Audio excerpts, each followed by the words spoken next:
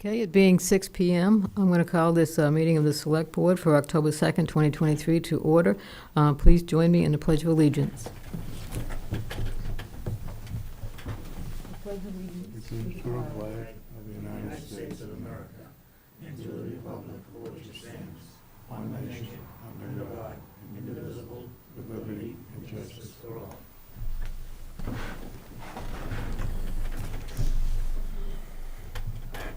Thank you. And since a week from today is Columbus Day, otherwise known as Indigenous Peoples Day, we're going to start this meeting with a reading of the land acknowledgement. And this land acknowledgement was signed by the Select Board on March 14th, 2022. Whereas the town of Chelmsford acknowledges that its land upon which the government buildings, town common, and libraries are situated is the traditional and ancestral territory of many diverse indigenous nations, and we strive to honor these peoples. And whereas the town of Chelmsford acknowledges the painful history of genocide and forced removal from this land, now known as Chelmsford, and we honor the indigenous peoples still connected to this land on which we live, work, and learn. And whereas this area comprises in part the homelands of the Pawtucket, Pennacock, Abenaki, and their close neighbors, the Massachusetts and Nipmuc peoples, and whereas the town of Chelmsford extends our deep respect to our citizens of these nations who live here and elsewhere today, and their ancestors who have lived here for generations. Therefore, be it resolved, the town of Chelmsford formally recognizes, expresses appreciation for, and honors the indigenous peoples who have an historic relationship with the lands of the town. And further, the Chelmsford Select Board respectfully recommends positive action on this proclamation by residents, local businesses, educators, community, and faith-based organizations, town employees, town boards, and town committees. Thank you. Okay, now we'll get into public service announcements, and first on our agenda is the Chelmsford High School Alumni Hall of Fame, and we recognize the presence this evening of Mr. George Simonian. It's good to see him here this evening. Lou Stacy. Good evening. That's okay. I can say that. Good evening. My name is Lou Stacy. I'm the president of the Chelmsford High Alumni Association. I'm here with Mr. Simonian and team to represent our 32nd annual Hall of Fame induction. The ceremony will take place on the evening of October 21st, 2023 at the Sheraton in Nashua, so that is a slight change from previous years. The program will include a social at 5:45 p.m., a dinner at 6:45 p.m., and then the induction ceremony at 7:30 p.m. I'd like to announce the 9 inductees. So the first inductee is Christopher L. Chu, class of 1990, Cheryl Erickson, class of 1995, Alicia Bell Garrigan, class of 1995, Jonathan C. Morris, class of 1998, William J. Mosley, class of 1976, Thomas F. Peterson, class of 1990, Kathleen S. Rawls, class of 1996, Erica L. Stone, class of 1999, and of course, Patricia Wojcik, class of 1970. Tickets are available for $75 a person. Please contact either Lucy Simonian, Lauren Cochran. Those email addresses and phone numbers were in the Lowell Sun, and they're also in the Alumni Association newsletter that hopefully people will have received. Tickets will not be available at the door. So that's the announcement, pending any questions from the board. We have a proclamation we'd like to read and give to each of the inductees. Excellent. The Town of Chelmsford Proclamation in recognition of the Chelmsford Hall of Fame induction, October 21st, 2023. Whereas the Chelmsford High School Alumni Association founded the CHS Hall of Fame in 1991 to honor past graduates in all walks of life, and whereas the Hall of Fame was established to honor CHS alumni or former staff for outstanding community service, outstanding achievement in a professional career, or excelling in their high school careers.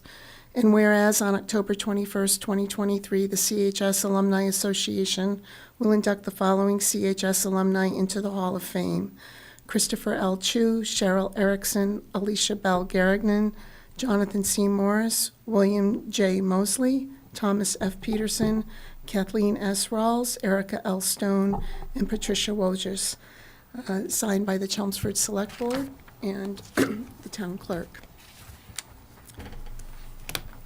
All Tricia's signatures are on this. Okay. Do we need to get them first? Yeah, I can get those for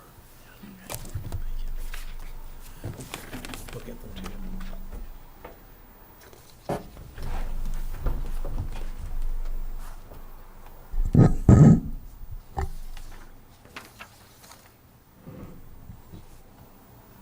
Congratulations.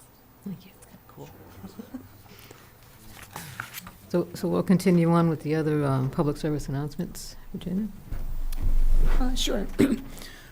First up, we have, excuse me, the Friends of the Library will be holding a book sale on Friday, October 13th from 9 to 7:30 p.m., Saturday, October 14th from 9 a.m. to 5 p.m., and Sunday, October 15th from 9 a.m. to 1 p.m. It will be in the Town Hall Gymnasium at 50 Billrica Road. You should park and enter behind the Town Hall.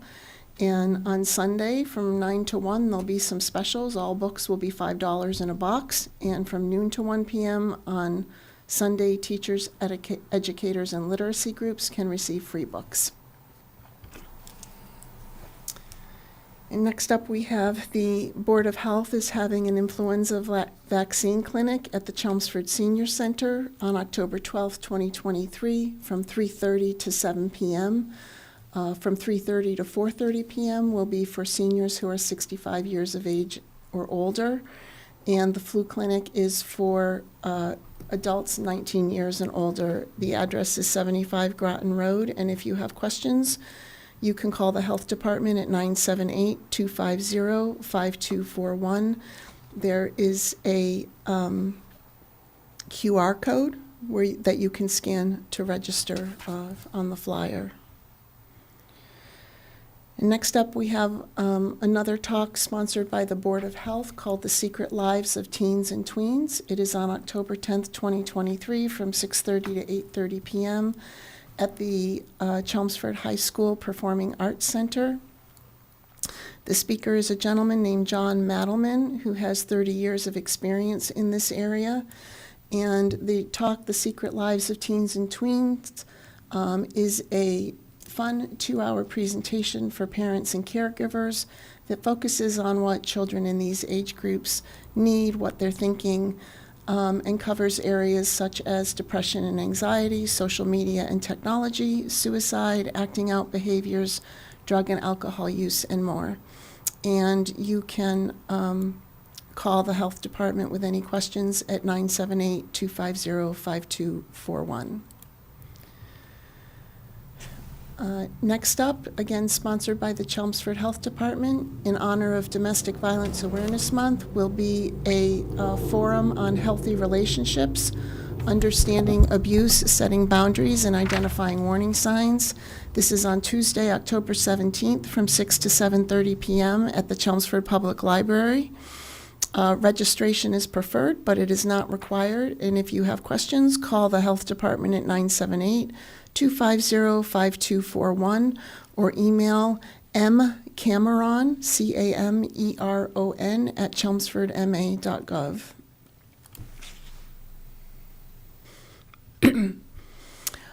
The Chelmsford Center for the Arts is inviting all to the Karaoke Sober Edition starting September 8th. Admission is free.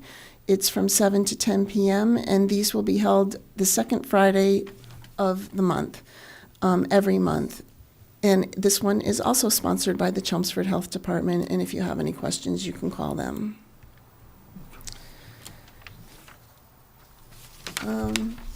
Next, we have the Fire Department is having a fire prevention open house on Sunday, October 22nd at the Center Fire Station at 50 Billrica Road from 11 to 2 p.m. There will be the Safe House trailer and educational material for all ages. They'll be serving pizza, and wear your Halloween costumes and come trick or treat at the firehouse. The DPW is hiring snowplow contractors. for the 2023-2024 winter season. There are application packages that need to be provided on or before Monday, October 23rd. The town is offering a $1,000 incentive per vehicle registered with the town. And if you have questions, you can email Michelle at mthomas@chelmsfordma.gov or call at 978-250-5270. And next up, just an announcement on Chelmsford Choice and the contract changing this fall. So Chelmsford residents enrolled in the Chelmsford Choice Electricity Supply Program will experience a rate increase in November. The new supplier is Dynegy, and the new pricing will be in effect for the next 24 months. The Chelmsford Choice prices will be lower than National Grid Winter Residential Basic Service and the fixed price electricity supply price that will take effect on November 1st. If you are already enrolled in Chelmsford Choice, you don't have to take any action to remain enrolled at your current renewable energy option. And the new price options in cents per kilowatt hour are: the basic is 14.843, greener is 16.415, and the greenest is 17.849. The greener contains 40% additional renewable energy, and the greenest is 100% renewable energy. If you need more information, you can look at the website www.masspowerchoice.com/Chelmsford/opt-up. Okay, thank you. And before we leave public service announcements, Mr. Simone, and I recognize that you were in the audience. Would you like to say a few words to us this evening, or are you going to save your words for the dinner? I'm saving it for the dinner. Saving it for the dinner. Okay, very good. Looking forward to that. Thank you. Okay, now we're at the public input part of our meeting. Is there anybody here that would like to address the board on any topic? Anybody in Zoom? Nobody in the Zoom room. Nobody in Zoom, okay. Well, apparently we don't have anybody in that category. Committee vacancies, Virginia, you ready to Okay, here we go. do another one? So our current committee vacancies include the Bicycle and Pedestrian Advisory Committee with 1 3-year term, the Board of Assessors with 1 3-year term, the Commission on Disabilities with 1 unexpired 3-year term and 2 3-year terms. The Community Action Program Committee has 1 unexpired term. The Council on Aging has 1 unexpired term and 1 3-year term available. The Cultural Council has 2 3-year terms. The Holiday Decorating Committee has 1 unexpired 1-year term. The Parade Committee welcomes all applicants for 1-year terms. The Roberts Field Advisory Committee has 2 unexpired terms. The Tree Committee has 1 unexpired term and 1 3-year term. And if you're interested in serving on a town board or committee, we invite you to complete an online application through the town website, or you can contact the town manager's office at 978-250-5202 or email at tmoffice@chelmsfordma.gov. Okay, thank you. All right, next up, we have a public hearing from National Grid for a poll petition on Groton Road. So I see somebody here to speak to us about that. Could you please identify yourself for us? Good evening. I'm Alec Noel Birdsong. I'm here to represent National Grid in this petition process.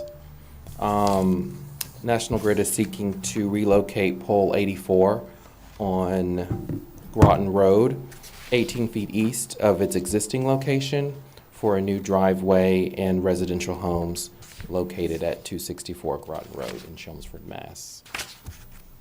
Massachusetts. Okay, does anyone on the board have any questions for Mr. Birdsong? I do. Okay. So I asked the town manager to bring the street view here.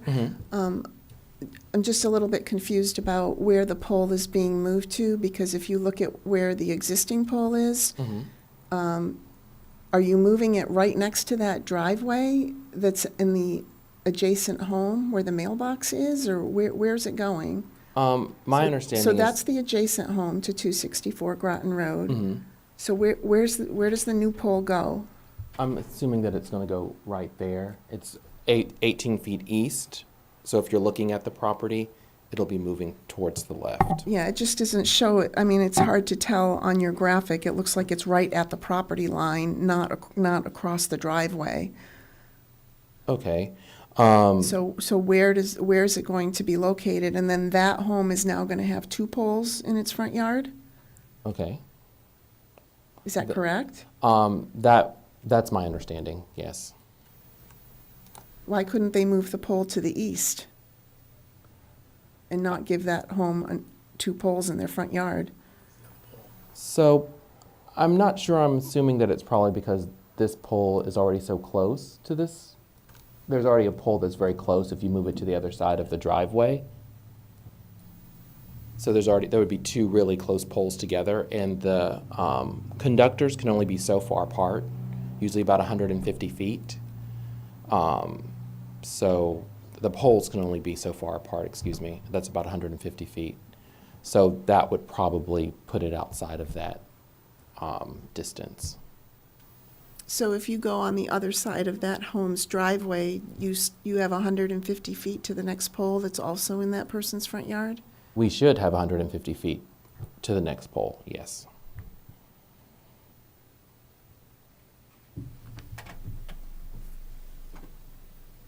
Is there two duplexes that are going in that lot? Is that the lot with the two duplexes? Yes.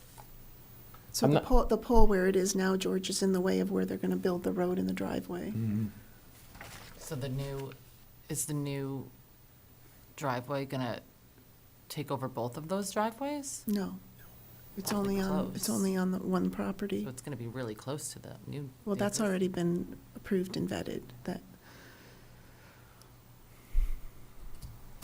Is that the pole right there, Paul? That's the existing pole. Yeah. But there must have to be some sort of buffer between the two driveways, right? Could the pole not be still between those two driveways? It's not going to be, that's what they're saying. Yeah, It's gonna be on the other side of so yeah, if you look where Paul is right now, the driveway's gonna be to the right of the existing pole, yeah, and then they wanna put the new pole yeah. to the left of the neighbor's driveway. I'm just wondering if they could just bump it like a couple of feet and still keep it in between those two driveways. Yeah, so I it's don't, not- that was a question, because that's what it looks like it is in the drawing they submitted, that's what it looks like they're doing. It's right on the property line, it's not over into the 258 Groton Road property. What he's saying is we're gonna move it over towards the Yeah. 258 Groton Road property on the other side of their driveway. But if Paul blows up that, you can see the new pole location looks like it's supposed to be like right on the property line, not across the driveway. So that's why I'm just confused about where it's actually going. Oh, yeah, I see what you're saying, yep. So is there some discrepancy here between what's shown here and what? What my understanding is. Yes. I think there is. Yeah, because this says Yeah. 18 feet, but your visual here does not appear to be 18 feet. And you can tell that how? Well, because to Virginia's point, it's right on the property line, right? So it would only Which be would like be in 3 or between the 4 feet or driveways, whatever. not on the other Yeah. side. Yeah, which seems more appropriate to me if it were possible.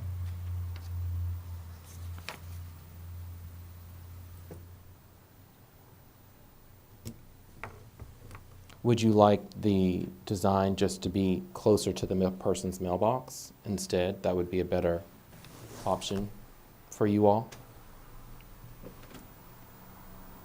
I mean, I don't live there, I don't know, but I'm just confused about where the pole is actually going. Because there's a discrepancy between the way it's drawn in your application And the amount of feet what that you're it's telling me showing. right now, where it's going. But yeah, I would like to see it stay between the two driveways if possible. Instead Also, of, if it instead of bumps putting over two 18 poles feet. in front of somebody's front yard. And it's also in front of a street sign, which, I don't know, if that's like a visual What do you mean, issue, Mary? but- No, I street mean, you view. can't, I mean, that's, Yeah. a telephone pole is not going to really block Oh, your view. that- I mean, the if you road could keep sign? it between the two driveways, I think that would be preferable. But yeah, I don't know. Well, then the neighbor might have to move their mailbox, but, I mean, they'd have to come in and talk to us about it. You also would want plowing, snow removal issues by having the pole right on the driveway. Right. Because think about it, in the wintertime, you're gonna be pushing snow. You wouldn't want a pole, utility pole right on your edge of your driveway, because No, I it's wouldn't gonna either. prevent you from clearing your snow. Right. If you're using a plow, particularly. I mean, it already is kind of, yeah, but at least Yeah, now but you I'm have saying, some if you space, yeah. jam it, Be super close. you're gonna have a snowbank, right? And that's gonna, So is there any possibility that this could be adjusted somewhat to take these, issues into account? Or to just resolve the discrepancy and tell us where it's going. Absolutely, there's an ability to do that. Okay, Yeah. maybe the easiest thing to do would be if somebody could mark the pavement. Yeah, I mean, I think you're looking at the street Field. view here, so it's not Right, but up I'm to saying, date. somebody could go out there and mark where the pole's going, and then we could have a photo of it, and then we could show the photo at the next meeting or so, And that way, if there's any, I don't know if there's anybody here as in a butter, but that way it would be clear to the property owners where the pole's going. Or it's proposed to go.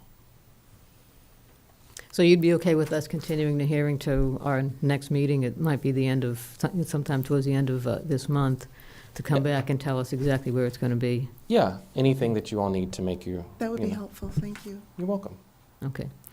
This is a public hearing. Is there anybody here that would like to speak about the location of this pole to be moved? We have anybody on Zoom that looks like they might be interested? Nope.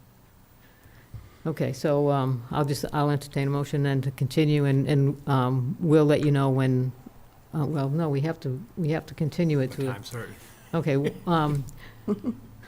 let's continue it to the 23rd, because I think one way or another, we're going to have some kind of meeting on the 23rd. Okay? We're going to talk about that later. And you would like a picture of the location just marked on the road? Yeah, that would be helpful, if Yeah. if you could just put a marking on the road, like an Okay. X or a dot or something, that way it's. Well, and I think your letter that indicates 18 feet should coordinate with the map Mhm. that you're showing us, and it looks like those are It doesn't. contradicting at the moment, yeah. Okay.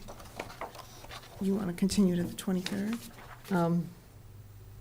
Yeah, because otherwise, if we don't have a meeting on the 30th, then we'd have to continue it till November 6th. I would have to zoom in on the 30th, but I All right, can make it happen, but. Yeah, but we can, why don't we try to do it on the 23rd? And at worst case, we can, Is it that time sensitive? I mean, just to, in other words, if, Well, would we have November another, 6th? we have another Yeah. hearing we have to fit in. No, right? but November 6th, I'm just trying to see if Yeah.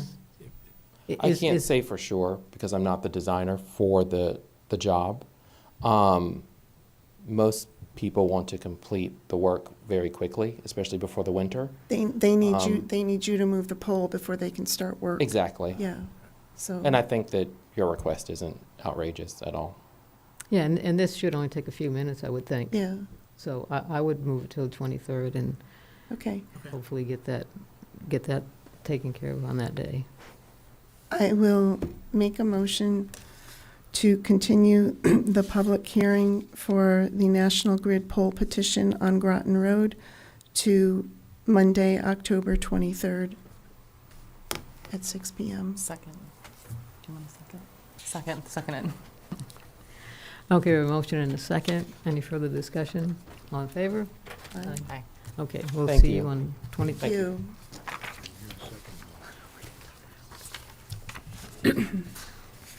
Okay, right, next, on the agenda, if you guys could stop your private conversation here,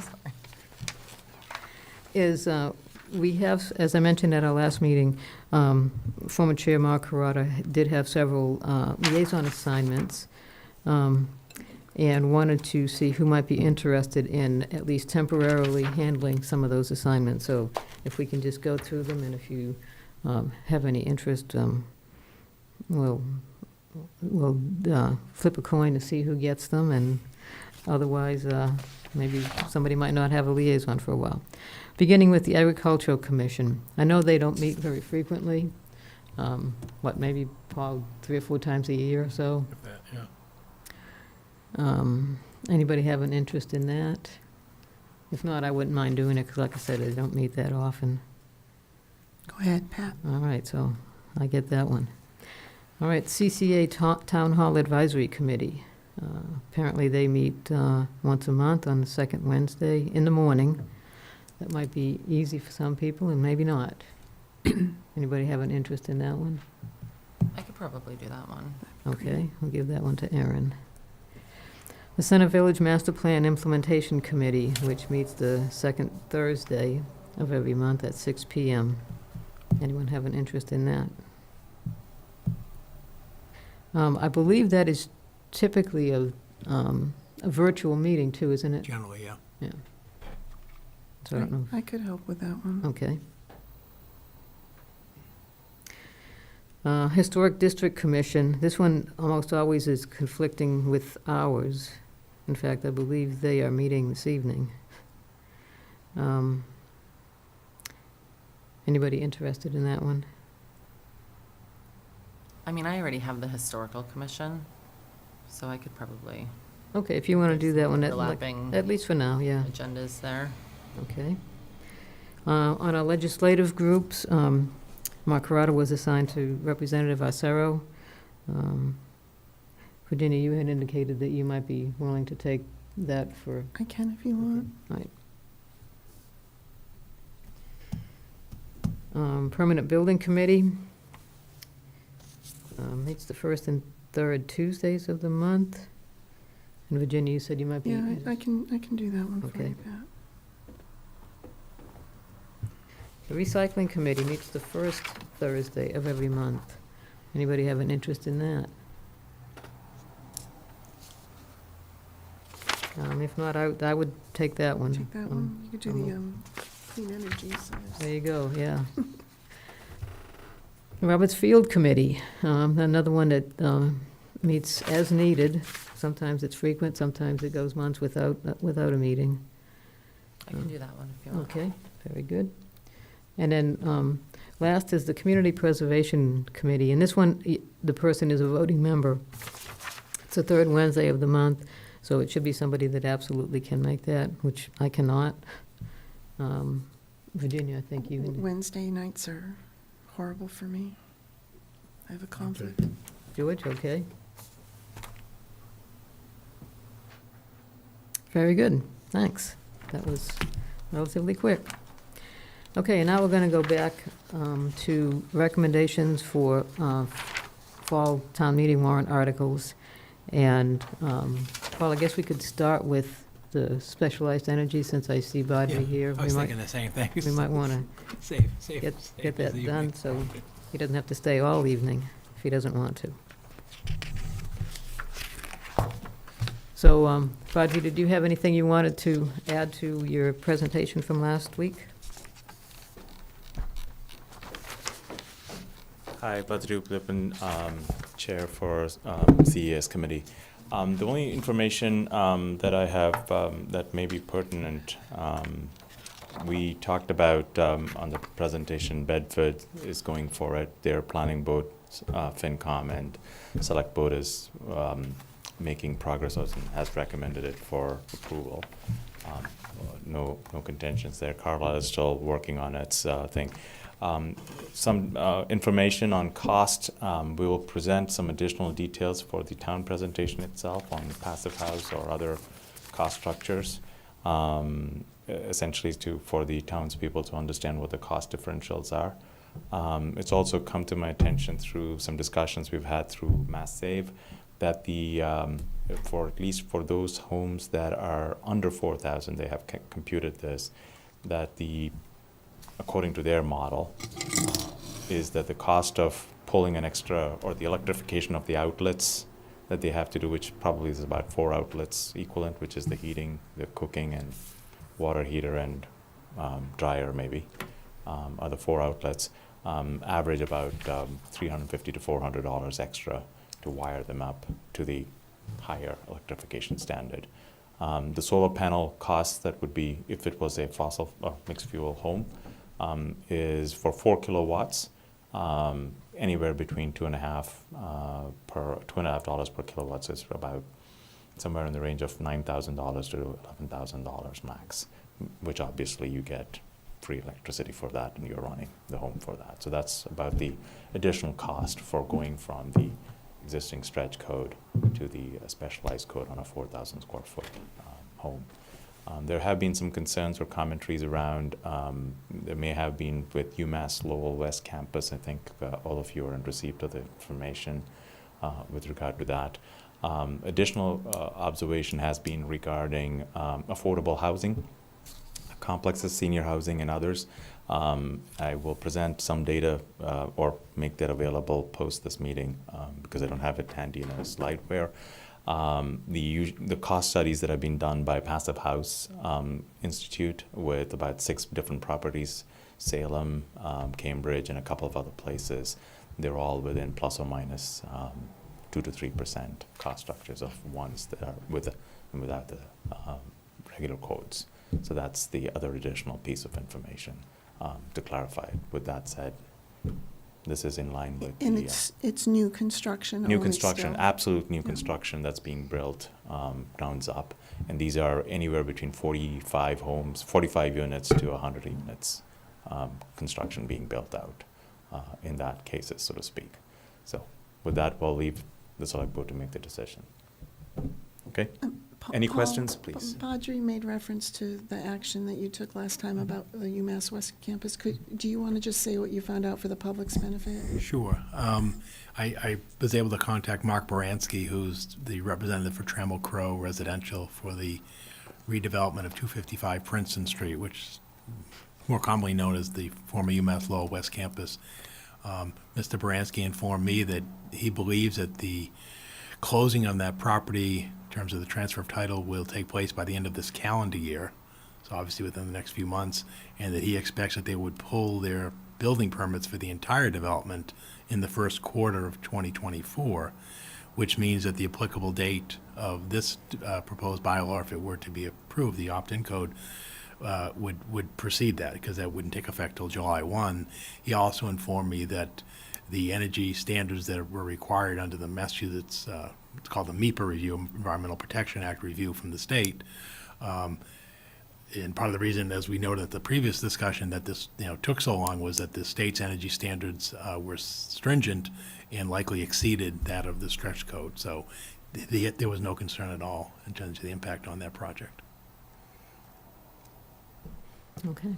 And the final comment is, one of the slides, and we'll reemphasize this, is that the state's coming out. I did speak with DOERS on Friday, and they are looking to come back with the Green Communities 2.0 version, which is known as the Climate Leaders and program for a variety of set of grants that will show up.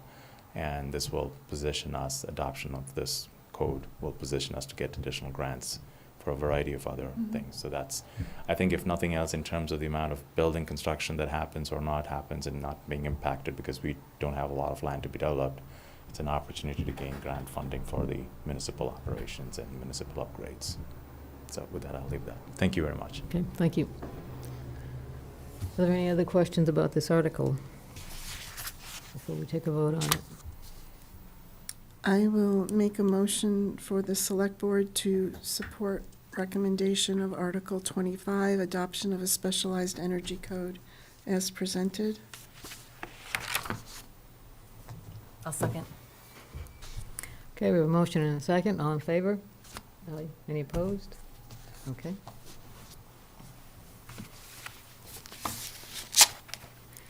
All right, so I guess, Paul, we can go back and start at the beginning now? Thank you. Okay. All right, thank you, Madam Chair. I'm joined this evening by Finance Director John Souza and Public Works Director Christine Clancy, and so they'll help me with the presentation on the warrant articles as they've done at the Finance Committee. So the first article, there's no recommendation. It's customary. It's to hear reports of town officers and committees. So the first article that the board would consider its recommendation on would be Article 2, and that's for the Cemetery Improvement and Development Fund. Yes, Could we just? Sure. would I'm you- sorry. And Pat, would you mind if we just took a look at the consent agenda for a minute? Well, keep in mind, we don't have any control over that. I understand, but could I provide just a Sure. thought for consideration? Yeah. sure. My understanding is usually a consent agenda is for like ministerial things or things that are repeated. Mhm. And I would just suggest considering the optics of everything below Article 6, because those are all one-time new things. They're not like repeated, they may seem ministerial, but Mhm. for some people, maybe they want more discussion. It just seemed to me that there was an awful lot clumped under the consent agenda that didn't include repeated ministerial things. And I know it's not my call, but I wanted to Okay, just I'll mention that. provide that input because I I'm- think you may get resistance to it. Okay, I'll mention it to the moderator. Okay. Yeah, thank you. Thank you.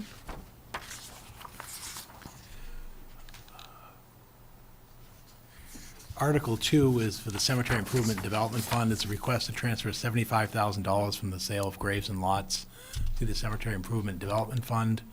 And Director Boyle informed me that this money would be used for the following two purposes. The first one is to purchase a second niche wall at Fairview Cemetery, which your estimate is $40,000, and then the balance of $35,000 would be to finish the Pine Ridge Cemetery expansion project.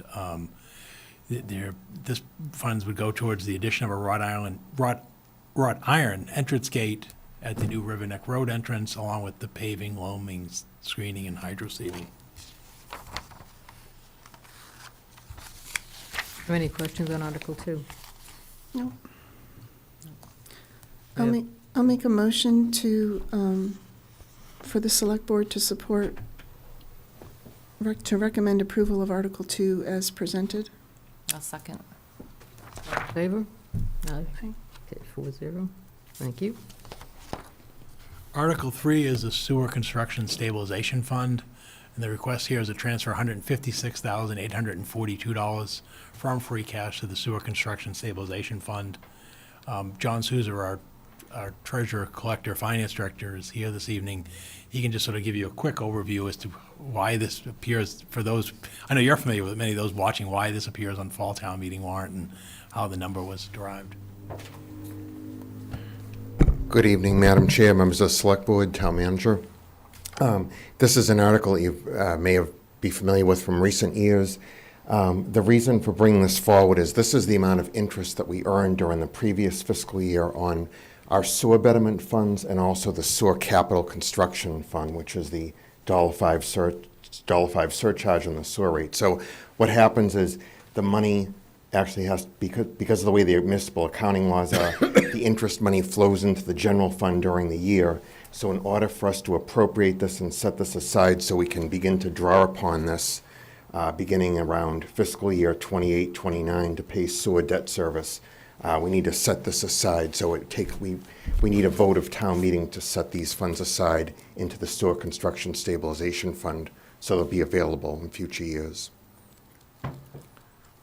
Any questions about Article 3? I'll make a motion that the Select Board recommend approval of Article 3 for the Sewer Construction Stabilization Fund as presented. Second. A motion and a second, all in favor? Aye. 4-0, thank you. Thank you.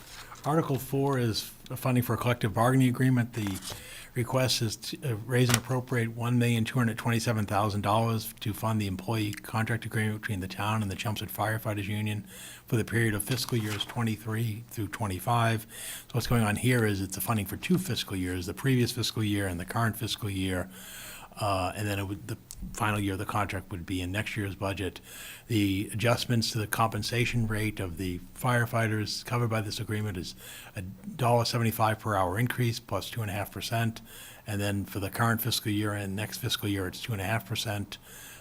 Similar to other contracts, we've added Juneteenth to the list of observed legal holidays. And we also added station bidding language to allow for seniority bidding in the event that an officer's position becomes available. And we also made a provision to allow residency to be established within 25 miles from the town, which is an expansion from the current requirement of 15 miles from the town within the Commonwealth of Massachusetts. So again, that's the summary of this agreement. It's the final labor agreement for collective bargaining during that period. And it sort of falls in line with those agreements and most notably the police superior officers contract settlement. So the 25 miles does not have to be in this, in. Exactly. It does? It does not have to be in does not have to be Massachusetts, right? Okay. Yep. Any other? That's similar to what we found exists in our comparable communities such as Drake and Berwick or Tewksbury. Okay. Any other questions on Article 4? I'll make a motion that the Select Board recommend approval of Article 4, funding for collective bargaining agreements as presented. Second. I have a motion and a second. All in favor? Aye. Okay, 4-0. Thank you. Okay, there'll be no action taken under Article 5, which pertain to the current operating budget that was approved last April. So Article 6 is a appropriation for the statewide opioid settlement abatement fund. This would raise and appropriate $24,275 to be expended by the Board of Health in accordance with the Massachusetts Attorney General statewide opioid settlement agreement. The state's, this is, requires, under the settlement agreement, requires that all funds under this fund be used to supplement and strengthen prevention, harm reduction, treatment, and recovery from this plague that's been, experienced by communities across the nation and part of the settlement agreement. We are going to receive additional settlement agreements in the decade or so ahead, and then we're required to annually report the amount of funding to the state. Last fall, we had the first allocation of this. Some of it was lump sum. Those monies were appropriated, and thus far, and why we have this amount of the $24,275 is that's the amount of funding that we've received since that time. So again, we would appropriate it, and then we are required, as I noted, to report to the state the expenditure of those monies. So. Can you give us examples of specifically what it's Yeah, being used mental for? health substance counselors, Narcan boxes, Narcan training. Those are the type of things that they're doing under this program. And a lot of it is treatment and mental health services and support. for Okay. this. Any other questions on Article 6? I'll make a motion that the Select Board recommend approval of Article 6 for the statewide opioid settlement abatement fund as presented. Second. I have a motion and a second. All in favor? Aye. Okay, 4-0. Article 7 is a Community Preservation Committee supported article. It's the land acquisition for the property formerly known as Coolest Farm. It's almost 42 acres of land identified at 185 Pine Hill Road. The acquisition price is $4,163,900 is the appropriation. It consists of 4 parcels of land. It's kind of hard to see on this map, but because of the size. But essentially, it's 2 parcels on the northerly side of Interstate 495, on each side of Pine Hill Road, and then 2 parcels on the other side of 495. You can see the parcel configurations of that. The main parcel where the residential dwelling is located is 25.2 acres. The other parcels across the street on Pine Hill Road is 6.5 acres. And then there's a 3.55 acre wet parcel without frontage, and then there's a 6.66 acre parcel off of the roadway there, and by where the commercial property is right by the highway location there. Going back in terms of the historical significance of the property, it was formerly known as the Otis Adams Farm. There's what the property looks like today. Again, this is the right-hand side of, northerly side of Pine Hill Road. This is, the 25.2 acres as noted. It's obviously overgrown at this point. The other parcels on the other side of Pine Hill Road, those are frontage lots of 6.5 acres. And you can see in the far background, that's Interstate 495. So obviously it backs up to the highway at 495 in that area. And then as I noted, parcels 3 and 4 are on the other side of Interstate 495. Again, a landlocked wet parcel, and then this other parcel located, again, with small amount of frontage on the roadway and abutting the commercial property right on the end of the roadway there. In terms of the property itself, the town obtained an appraisal for this property. There was an offer put out for a call for offers on this. We had an appraisal dated April 1st, 2023. The appraisal came back and indicated the development parcel applicability for the properties of land. You have the 5 frontage lots on Pine Hill Road, and then you have a subdivision of 18 parcels on the other side. And that's sort of better depicted in this illustrative photo here of a subdivision roadway and individual parcels, and then again, the frontage lots on the other side of the roadway. And there you can see below is the two on the other side of the highway. Sort of just bring you to how this came to the town's consideration. A year ago, our community development director, Evan Belansky, was contacted by a real estate broker from Colliers International and a court-appointed partition commissioner regarding the sale of the Coolest Farm parcels. In this instance, it wasn't under what we call chapter land, meaning the town did not have a right of first refusal because there were no tax sheltering under this property for property tax. We're most familiar with that, what we call Chapter 61, which is forestry land, Chapter 61A, which is agricultural land, or Chapter 61B, which is recreational tax valuation status. The seller's concept plan indicated 21 lots could be developed on the 22.5 acre parcel, and then the 5 frontage lots on the 6.5 acre parcel across the street.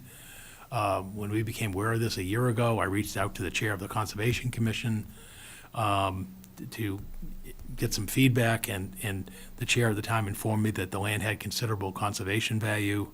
As I noted, this was a competitive process. A call for offers was issued out into the market. In one of the earlier photos, you saw the realtor sign that was out there notifying the availability of the parcels of land. There was a fixed date of May 3rd to submit offers. Went to the Community Preservation Committee last winter, obtained their approval to obtain the appraisal on the property. We work with the appraiser and an engineering consultant to really get a better sense of what could be done out there, because there was no testing done of the property. There was no soil testing. We know the property couldn't connect to sewer. So, we sort of looked at the topography, wetlands, and so forth, and our best estimate from the professional appraiser was really knock down that 21 potential lots to 18. And so the appraisal was developed on that basis.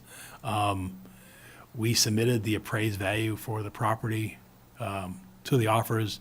Several weeks later, after the court and the owners reviewed the submittals that were submitted, they approached the town and moved forward toward the purchase and sale agreement that is, again, based on the appraised value of the land. Going forward, if the town were to acquire the property, similar to what obtained with the Warren Pole property, we'd form a resident committee to obtain community input and decide how to preserve the land for open space use. There would be, because again, it's community preservation, there would be a preservation restricted to permanently protect the open space land. Why this is brought for the town is it's one of the few remaining open space parcels in the community. It would be financed through the Community Preservation Fund over a 15-year period. And the discussions that were had at the Community Preservation Committee is, if this project were approved and funded, the Preservation Fund would still have sufficient financial capacity for future open space, historic preservation, and community housing projects that may arise in the future. So that's the consideration for the town if the town elects to move forward. If it doesn't, then we basically would notify, and then they would continue their efforts for the sale of the property with other private parties. Yes, George? This subcommittee that you have to, if this thing passes, the subcommittee will determine the use. Yeah, would recommend the use. They would, Recommend. everything would come back to this table, much like we did with Warren Pole. But is this possible that you could use this for like senior housing or If that's what affordable housing or a mixture of the Yeah. two? Now, I can tell you, I reached out to David Hedison early on in this project. He didn't foresee that he would be able to obtain financing for a project at that location. Because of But- lack of storage? I think it was part of the lack of sewerage, and he just didn't know what funding would be available, in the immediate to near future to put housing out there. But yes, it could be for community housing. That's an allowed Some use. independent, Sure, group. yeah, on either wanted to, side, you know, yeah, do it. on either side of the roadway. I mean, again, the real two main parcels are off of Pine Hill Road. You've got the Yeah. 6.5 acres on one side and the, That's just below where they built. right next to Western Nurseries. If Yeah. you go past Western Nurseries and you It's come on up. that side, or on the other side of Pine Hill Road? Is it on that side? It's if you're heading towards Westford from Western Nurseries heading down Pine Hill Road. It's on. It's on both sides, but it's just past there. You've got Western Nurseries, you've got Because a farmhouse. They had that one where, with their daughters lived on, I mean, where Charlie Mickle used to live and everything, that, whatever that, the high end, where the high end houses were at the top of the hill. Yep, That was part of their land too, right? yep, exactly. So, I mean, if some Thomas Drive is on, Thomas philanthropic Drive group is or on the, something wanted to, yeah. yeah, if you went back to the back side of the parcel, that's where you get to Thomas Drive. That's the cul-de-sac at the end of Thomas Drive, which I think is what you're referring to. But yes, no, community housing could be one, community gardens could be another use, active recreational could be another potential use for a portion of the land. So there's, there's even been expressed interest, could the town lease a portion of it to Western Nurseries? Which sort of what we leased, remember, we leased Sheehan Farm Yeah. for private agricultural use. So all those are in the mix, but at this point, we don't have a preferred or recommended use. That would be up to the community to decide and have, community input, and then back to town meeting, if you're gonna execute a long-term lease or what have you. So it's been such an effort at this point to secure the property, that we didn't get ahead of ourselves and say, okay, well, how is it going to be used specifically? there's enough land in it to put that as an MBTA group, section two, isn't there? It was Yeah, one yeah, of them that was 42 you've got, acres or yeah, something. you've got 25.2 acres is the main parcel. And all the others are six more than across the 5 street. acres, so that's. Yep, what- 6 acres across the street, Yeah. that's right. So the total would be over 50, or would it be Yeah, it's at for least about 40, 50? yeah, And they'd all be, even though they're not contiguous, they'd still be Mhm. 5 acres, which is a requirement, right? Mhm. I was just wondering if that would be a. yeah, I think that's, all those things are in consideration. The question is does the town want to obtain ownership of it? And I then, understand. yeah, but no, all those are in play, and and that's for, to be decided. Thank you. Any other questions about Article 7? I will make a motion that the Select Board recommend approval of Article 7, the acquisition of the Pine Hill parcels known as Coolis Farm as presented. Second? You have a motion and a second, all in favor? Aye. Okay, unanimous. Thank And you. then Article 8 is sort of going to that point is, what I'm requesting under Article 8, again, with the Community Preservation Committee's support, is to transfer $50,000 from the Community Preservation Fund General Reserve to plan and prepare for the community use of the 4 parcels of land. And, that's pretty much what it is. And so we form a committee. I'd obviously bring the names to you for approval. Would welcome, this is meant to be inclusive and exhaustive, but this would actually give them some money. The other thing that needs to be done, and why it's $50,000, is the property would need to, you need to prepare the property for public use or any use. There's, as you can see, it was an old farm. There's some abandoned farm equipment out there. There's vehicles and, some debris. And also you need to clear up the bittersweet and other invasives out there, as well as if it's going to be some kind of trail use, you need to be clearing that area. So the idea is to get some funding available to allow the town to decide what to do and then get going on it. So that's what's being requested under this article. Any questions on Article 8? I will make a motion that the Select Board recommend approval of Article 8, the Coolis Farm Planning and Preparation, funded through the Community Preservation Fund as presented. Second? We have a motion and a second, all in favor? Aye. Okay, unanimous. Thank you. You take this Virginia, I am going to let you handle Article 9. I'm going to sit with somebody in the back of the room. Article 9 is a minor land acquisition article. It's for a parcel off of Elm Street. Excuse me, Paul, just for the record, I want the Okay. recording secretary to note that Pat has recused herself. Okay. Thank you.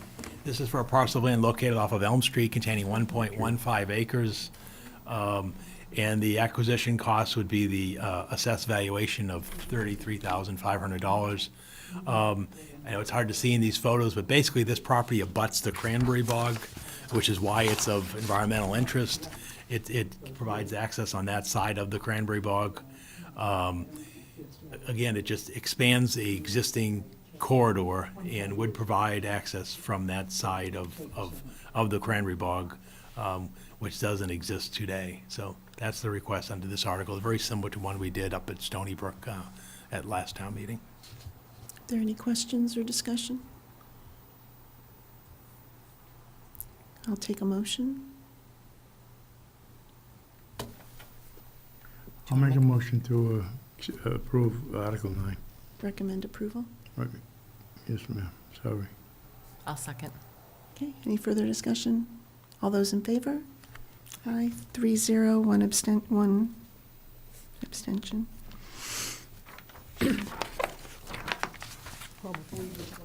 Sure. What's that? Go ahead. Mrs. Karachi. Can, okay. She's And here for the, I apologize for this. We have an item on our agenda much later in the agenda, Oh, so and we okay, have take it somebody out of order. waiting here Okay. How are you? Good to see you. that would really like Okay. to finish this Sure. up. Sure. So this is item number 10 on the agenda, Sure. the easement for Hall Road. Okay. Thank you, Madam Chair.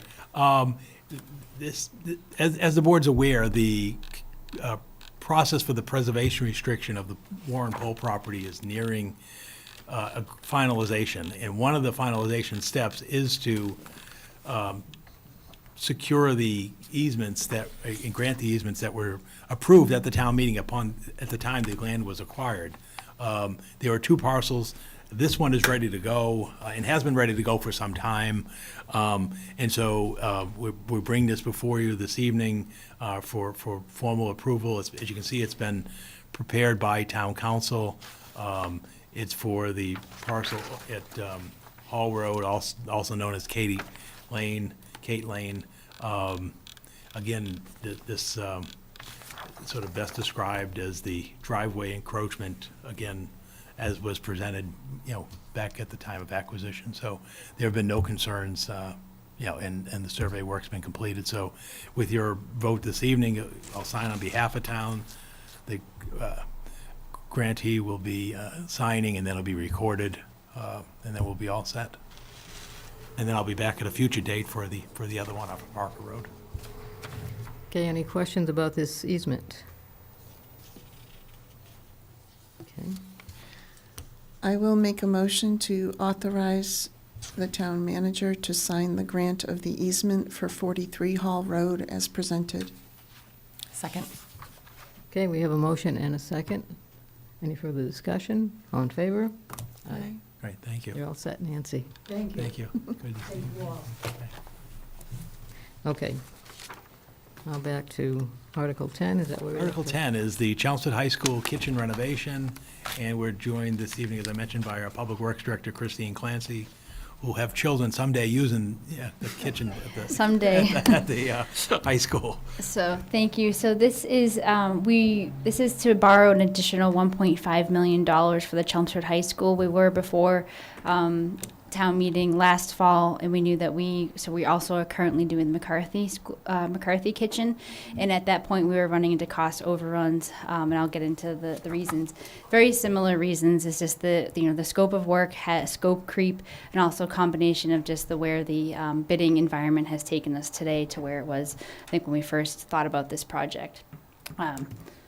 So we had under FY24 capital, $641,000 approved. We are under contract with the designer JTA. That project is running concurrently with McCarthy Kitchen. Like I said, we last fall asked for additional funds for McCarthy Kitchen. At that time, we knew we had more needs for the high school, but we wanted to have an accurate estimate. And that's where we are today, is where we have an updated estimate. And it brings the overall project to a total of $2.1 million. So the request is an additional $1.5 million. It is, if you run the numbers in terms of the square footage, it brings it to $500 a square foot, which is really in line with what you're seeing in the current commercial costs. Next slide, please. And just some of the reasons for the increase is the substantial increase in construction industry costs that we've seen since COVID. Those costs continue. I think we now understand in the past year where they've taken us, but those costs, that is really reflective of how we got from the 641,000 to the 2.1. Also, I think there's scope creep. Originally, it was upgrades to the high school kitchen. What does that mean? When we really dug into it, looking at the square footage costs, it really is becoming a full gut, all new equipment. The equipment isn't original. I think the equipment may be 20, 30 years old, still dated, but the flooring that you see is original to the building in the 70s. So we're doing new flooring, new ceiling. This is really a full gut. Just in terms of the, once you get into the details of the trades, electrical, HVAC, plumbing, the trade work alone exceeds $641,000. We also have to put in a grease trap here, so that's a substantial cost, and that's all reflective in the 2.1. And it being over a $1.5 million project, we are required to hire an OPM, so that's a process we would go through right now. The plan, if the funding was approved, would to finish this design this fall, put it out to bid in December, January, so that we can start right at the beginning of, maybe even before school gets out, or right when school gets out. Any questions on this? Any questions on Article 10? I will make a motion that the Select Board recommend approval of Article 10, the Chelmsford High School kitchen renovations as presented. Second. We have a motion and a second. All in favor? Aye. 4-0. Thank you. Thank you. Okay, Article 11 is for funding roadway and sidewalk construction, and Director Clancy is going to present this article as well for requesting a transfer of $1.5 million from free cash for roadway and sidewalk construction. Thank you. So this is an additional, for an additional 1.5 in free cash to fund our both roadway and sidewalk program. As you're aware, Chapter 90 has continued to be level funded for the past 11 years. We finally are seeing an increase in that. We do expect to get an additional $500,000 from the Fair Share Amendment Millionaires Tax. We still have a considerable backlog of both paving and sidewalk. So we did the pavement sidewalk master plan. We have the that was a sidewalk master plan. We have the pavement management master plan. When you combine those two, all that infrastructure, we have about $75 million in potential construction to be done. Right now, we appropriate through capital $750,000 for roadway and sidewalk construction. So this additional $1.5 million would be used, next slide please, would be used over our 187-mile network of roads, and we would look at the current, so right now for 2024, we are doing 4.1 miles of roadway, $1.67 million. If you go to the next slide, here it is. So what we will do is we're going to look at the 2025 paving list and also the recommendations in the sidewalk master plan and update that with this additional funding and republish it this winter so that people see a revised 2025 paving list. And also looking at future years too. So we would be combining the 1.5 to update paving and also potentially adding sidewalk. Just some examples. Old Westford Road has popped up as a potential location for additional sidewalk. There's one gap that still remains where we do need to repave the roadway. We have in that paving master plan to potentially add sidewalk in that stretch as well. So that's something we could look at and potentially moving up. Right now, Old Westford Road is targeted for 2025. We could potentially move that up. Parkhurst is another example where that I think shows up next year.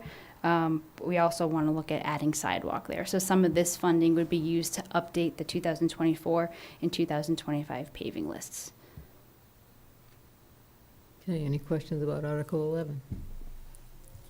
No. Okay. I will make a motion that the Select Board recommend approval of Article 11 for roadway and sidewalk construction as presented. Second. Okay, we have a motion and a second. All in favor? Aye. Okay, unanimous. Thank you. Article 12 is for sewer infiltration and inflow. We will be transferring $100,000 from the Sewer Enterprise Fund retained earnings to address sewer infiltration and inflow. Christine? Yeah, so this is in the recent report provided by Weston and Sampson. The first identification was to line 200 manholes. A lot of the infiltration found in the system is in our manholes, not really in our pipes. So this would be to design that project and then put it out to bid probably later this year with additional funding. So the $100,000 is just for the design of that. And as we're doing other efforts right now, we're doing the sump pump inspection program and trying to find other ways to remove inflow from the system. But this is one of the methods that we'll be using. Any questions on Article 12? I don't have a question on the article. I just have will town meeting be aware of all the work that's been going on here? Because this is, or do you think that they're going to need a little bit more context We can add a to slide inform potentially the of maybe the decision-making? flows. It's just a thought. It's your call, but, I mean, we've been living with it, so we know exactly what you're talking about, but I don't know if I mean, it all might the be. people who are voting have been tracking everything that you guys have been doing. Yeah, I think there's some, I mean, I think people are aware of all the rain we've had, but we can also potentially just show the amount of flows and just the need. I mean, especially when you look at August, we were up from, I think, yeah, I have it written down. We went from 92 million gallons to 59. It's your call. It's just a thought, so. Thank Yeah, you. we were up, our flow was up 42% from Yeah, it was 88 million September. gallons. The data Yeah. just came in today.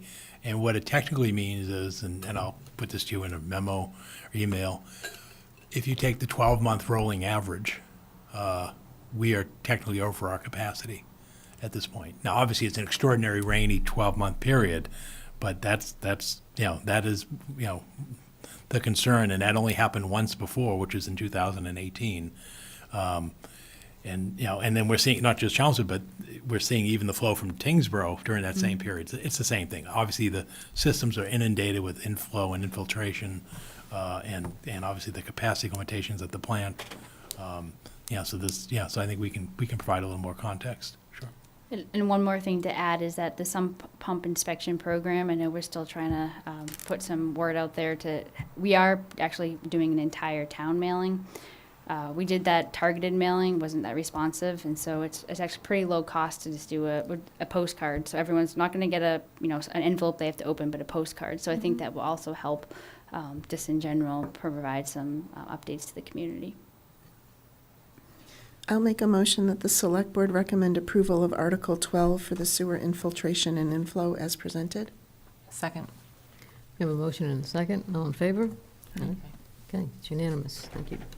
Article 13 is for PFAS remediation. It's to raise and appropriate $425,000 to remediate PFAS in the soil and groundwater at the town's highway yard at 54 Richardson Road.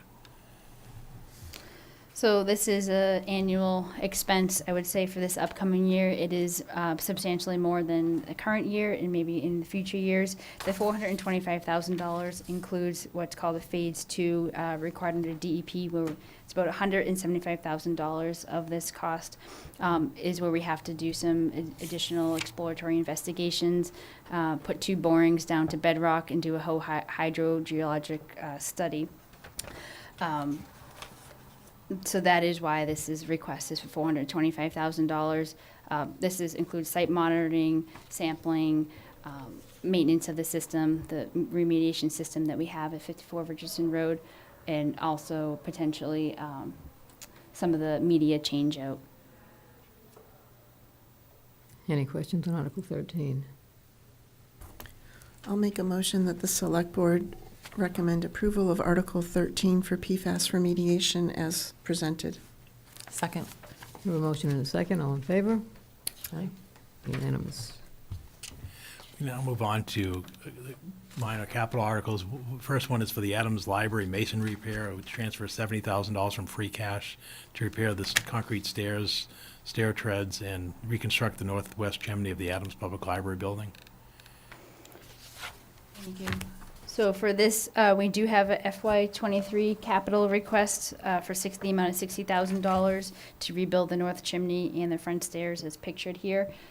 Again, I think these costs were developed right around the idea of the project right at the beginning of COVID. Costs have substantially increased, so we started to get some quotes, and we saw the quotes exceeded the $60,000. So it would be an additional $70,000. So in totality, the project's estimated $130,000 to do this work. So rebuilding of the north chimney, as you see here, and the front stairs as well. The timeline, we would procure it this fall, winter with a spring start. Any questions on Article 14?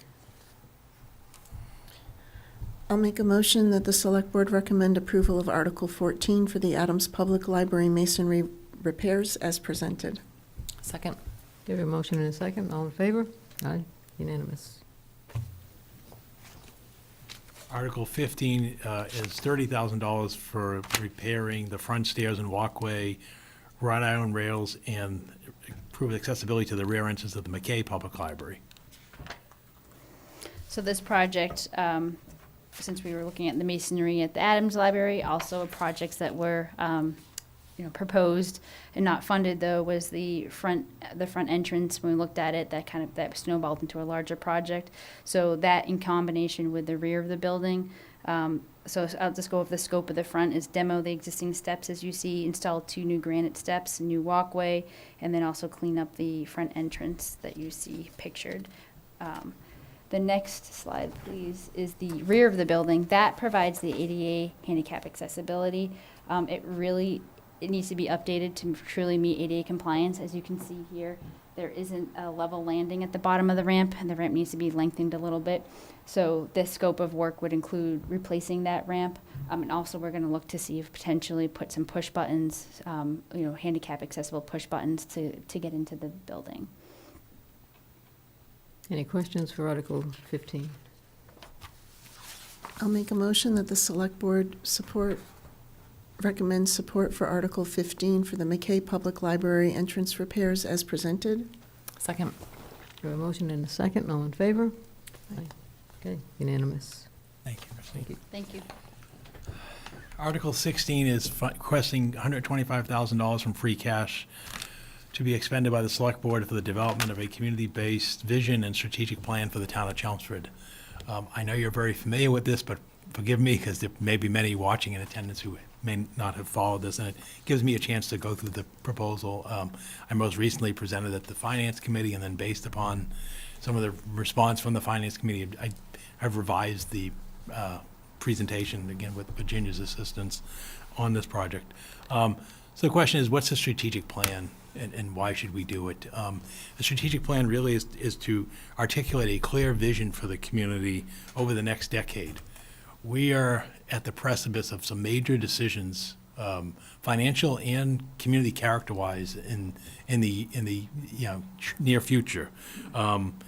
There's challenges of consideration for constructing a new middle school.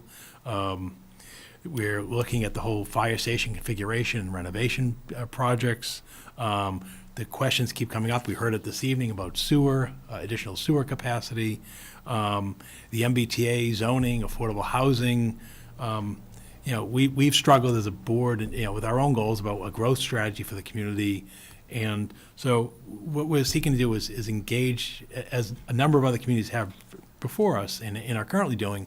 This would be a year-long process that provides for the outreach, research, resident engagement, input, strategies, and an implementation plan.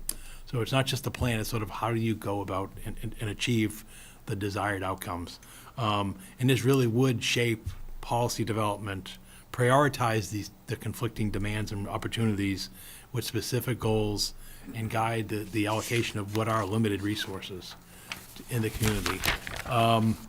Again, this would be done with the assistance of a steering committee to facilitate this process. Potential makeup of that committee would be myself as town manager, select board members, school committee members, planning board, conservation commission, age-friendly Chelmsford committee, and the housing advisory committee. But there would also be input provided from other town boards, committees, and employees. And so to say, the makeup of that and where are is we have a number of planning documents in the community. There's a school improvement plan that was recently completed back in 2022, which actually well exceeded the cost of this strategic plan, just alone. We also know about the planning board's master plan and the funding and assistance we got from NIMCOG on that project. There's an open space recreation plan that was here before you at the last meeting, requesting a $30,000 grant acceptance that we received in order to advance that plan, which we've been trying to do for the last couple of years. There's a housing production plan. There's an age-friendly plan. We've heard, from the age-friendly committee, Fred Brousseau, of their efforts and their desires. There's a capital improvement plan, which our finance director John Souza oversees with residents and the delineated community board members on that committee. There's a 5-year financial plan for the community. We have a hazard mitigation plan. We have sustainability and green plans. We have a lot of plans. And the issue is they're done sort of almost, with the big picture, but they're not integrated, and it hasn't sort of come together in terms of what do we do? Because I can tell you, as recently as today, we were sitting down at Public Works with the superintendent of schools, school facilities manager, our facilities manager, our Public Works director. There's a lot on the plate for capital infrastructure in terms of just our school facilities alone, between school roofs, school, boilers, elevators, as well as the educational components of the school improvement plan, not to mention other items, and again, that we've here. The problems come is how do you meet these, and we need to address the strategic conflicts, and how do you go forward? So on one hand, we hear concerns about maintaining the town's rural character and suburban character, but yet we've got desires that we want to provide additional sewer capacity, most notably for the commercial district. And then we want to construct a new middle school, but yet we hear concerns of how do we control the spending level in the town and the increase in property taxes. We talk about providing additional housing, but yet we have concerns about housing density. We talk about expanding the commercial tax base, but then we hear concerns about traffic congestion and the character of the community. So those are the type of issues that we're wrangling with. And so what we're looking for is to develop an expression of interest. We did this over the past several months about what firms are out there, what would it cost to take this on and achieve in Chelmsford in the upcoming year or so. We had 8 firms respond at that time. The price ranged, from a low end of $40,000 to a high end of $145,000. But then when we looked at them closer, we really settled upon the funding request that we have here of the $125,000. We noted that Shrewsbury expended $85,000 2 years ago to do their update plan. We know that Westford right now is just in the throes of this, and they've allocated $95,000 for their strategic plan. And we know that Wellesley did a comprehensive, what they call the unified plan, back in 2019 for $150,000, and they're budgeting $200,000 to update it in 2026. So again, the components of the plan, it's getting the community input, envisioning, reviewing our vision and values, our planning documents, demographics. So sort of, you're right, gathering all the information that's out there that we have in the community, which is what a consultant will do. But you need to pull the groups together and have the focusing of groups, the forums, the surveys, the interviews of the stakeholders, and then develop that plan with an initial draft, get some feedback on that draft, identify a clear set of goals, action steps, policy requirements, and then a workable planning document. And then once that's achieved, what's the implementation plan? And we've seen this model working with the master plan in terms of let's have an implementation committee, ongoing strategic initiatives with specific action items, identifying who the responsible parties are, and refining that plan over time so it is a living document. So again, the process would be achieved by an RFP that would seek to engage a experienced consultant, again, an RFP process isn't the low bidder, it's the qualifications of a bidder that can conform with the town's budget. And again, we provide a high-level review of our planning documents, facilitate the visioning process, identify these clear goals and specific action items for us. As I mentioned earlier, there are other communities who have developed a strategic plan or in the midst of doing it. You can see the list there, including, as I said, our neighbors in Westford and our comparable towns of Shrewsbury and so forth. Again, the end product, and I know it's impossible to read, but you do get a real message, and here's a page from Shrewsbury of what delineating a strategy. In this case, it's for climate action and resiliency, and then, you know, spotlighting it and specific action steps.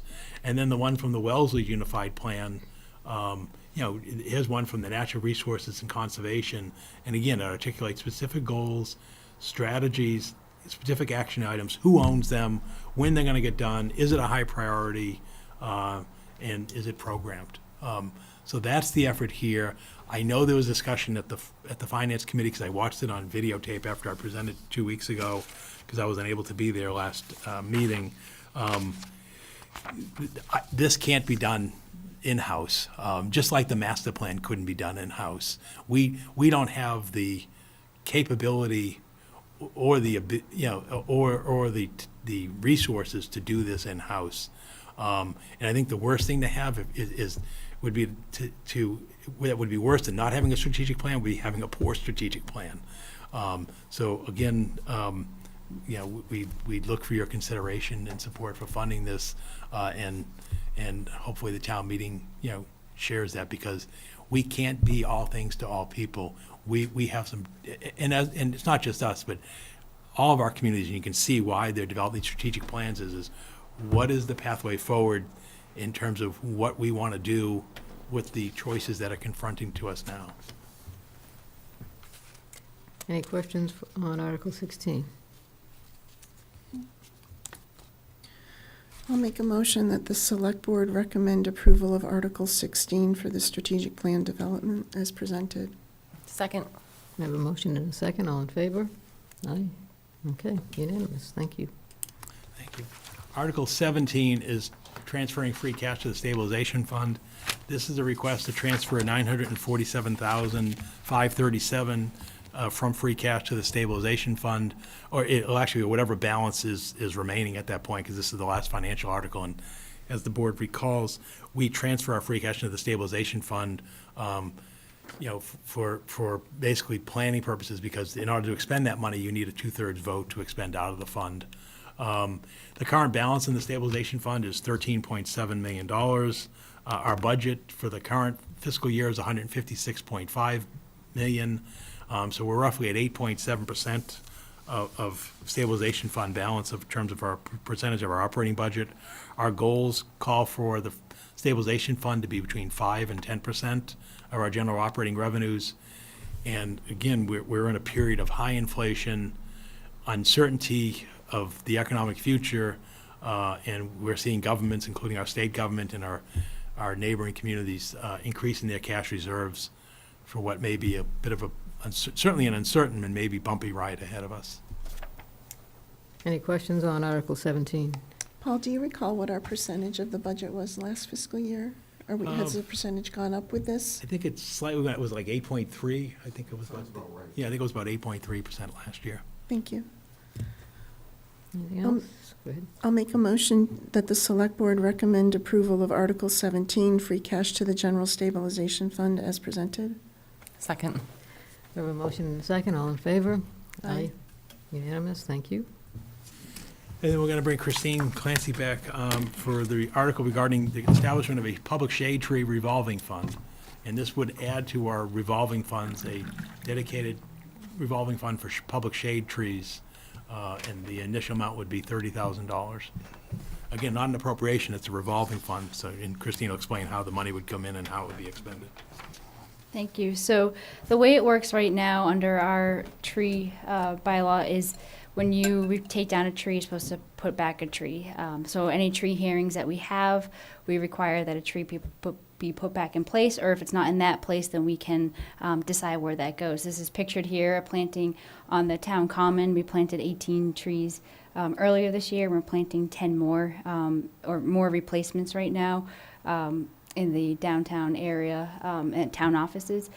And this was actually an outcome of some of the work through National Grid. They had a bunch of trees they had to remove, and we said, okay, in lieu of, because they can't put them right back under their utility wires, so we found locations. We still have, I think, over 50 trees that we're trying to find, to kind of go against that hearing that we had. This would create a mechanism that instead of us tracking those number of trees owed by National Grid, whereas they would prepay into a revolving fund and we'd be able to draw on those later for a project.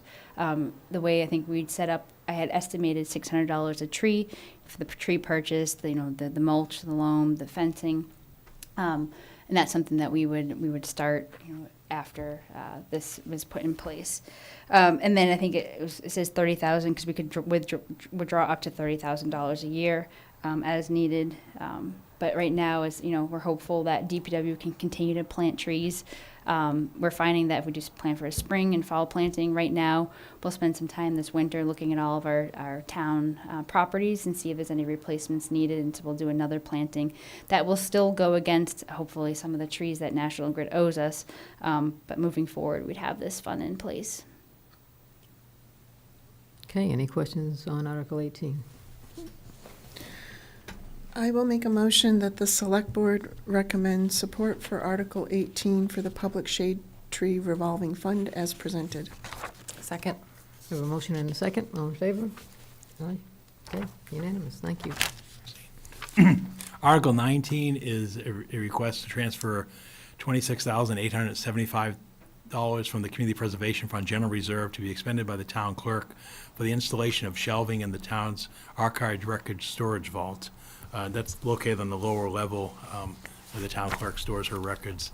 Many of you are aware there's been a ongoing historic records preservation and management plan for our records going back now perhaps almost a decade. You may recall Honorina Maloney was very instrumental in getting this started when she was town clerk in terms of getting in resources and analysis and then starting this, and then our current town clerk, Tricia Doris, has sort of picked up upon this, and this 27,000 is sort of the next phase of storage in the vaults. And again, here's the detailed history over the last decade, and I'm not going to review it for you, but it's there. But again, this is part of a coordinated effort to preserve our vital records. So what, these are sort of more visuals that show you what the records were looking like at the very beginning, and then at the very end, you can see they're neatly bound books and preserved for posterity because we're required to preserve them. And so here's what we're purchasing. You can see these storage things that are on these wheel tracks, providing the mobile storage space to basically maximize the use of the space. We have a couple of these already in the building. If you go into the planning room by the elevator on the lower level, they do work, they're effective. And so that's what this would purchase is, again, it would just give us additional storage capability in our vault. Okay, any questions on Article 19? I will make a motion that the Select Board recommend approval of Article 19 for the vault shelving and archived record, for the vault shelving for archived records as presented. Second. We have a motion and a second. All in favor? Aye. Unanimous. Thank you.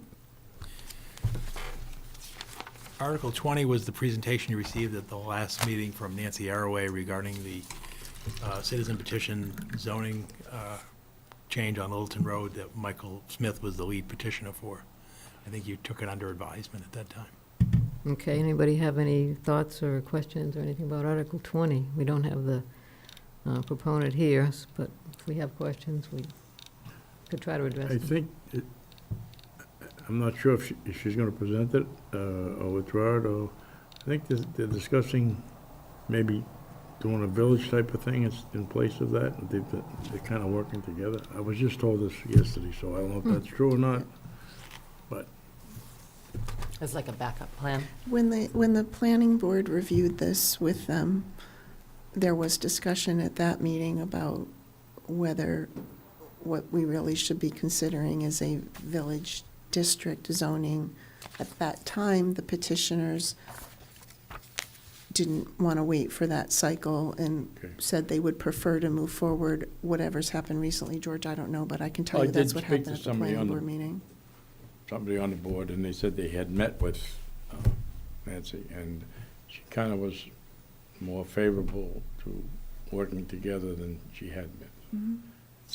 I don't, just thought I'd bring it up from out of, because, I mean, I know one of the other boards, the planning board, voted 7-0 against her plan, right, or whatever this plan Yes. is. Yeah, so, you know, I mean, I don't know. Okay, I mean, I haven't heard anything either way, so all I know is what we Should heard last vote on week. what's in front of us, but Yes, we should, yeah. So any other questions, comments about that? Fine. Okay.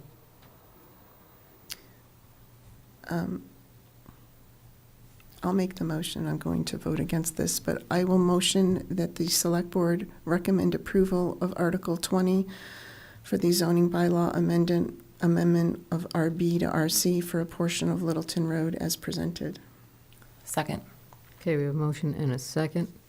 All in favor? I'm going to vote in favor of it. All opposed? 3, okay.